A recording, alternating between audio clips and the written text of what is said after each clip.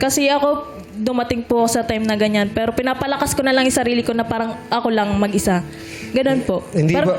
Hindi ba pwedeng yung setup na pwede kang tulungan ni Andre kung napapagod ka?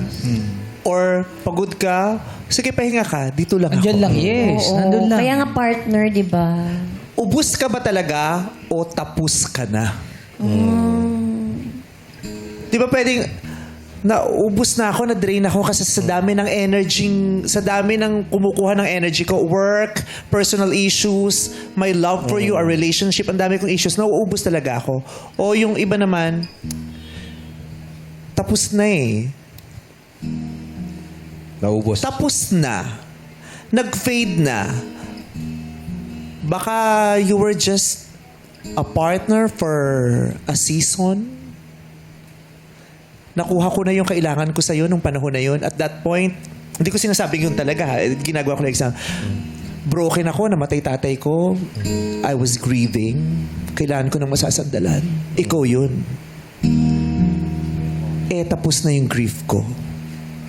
Wala na akong wala na akong nararamdamang need para sa'yo.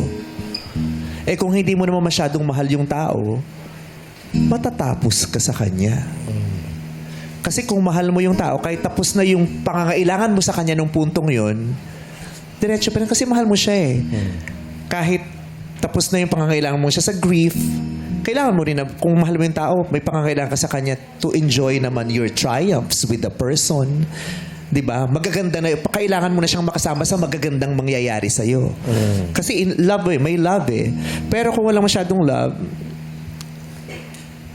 alam mo yun, yung akala mo, mahal mo yung tao, pero na-realize mo, kailangan mo lang pala siya nung panahong yun. Claudine Barreto ng Aga Mulak. Ha? Dubai. Mahal mo ba ako dahil kailangan mo ako? O kailangan mo ako dahil mahal mo ako. Yeah. Oh. Ikaw pala si Claudine Barreto. Tanongin natin si Andre. Si Andre kasi nakipaglaban pa eh. Pero ikaw, Andre, ano ba yung naramdaman mo that time? Para po sa akin masakit po. Kasi po Naramdaman mo ba naubos yung pagmamahal? Opo, nararamdaman ko na po na naubos na pero hindi pa rin po ako sumuko. Nilaban ko pa rin po talaga. Pero ang ginawa niya ayaw niya na daw po talaga.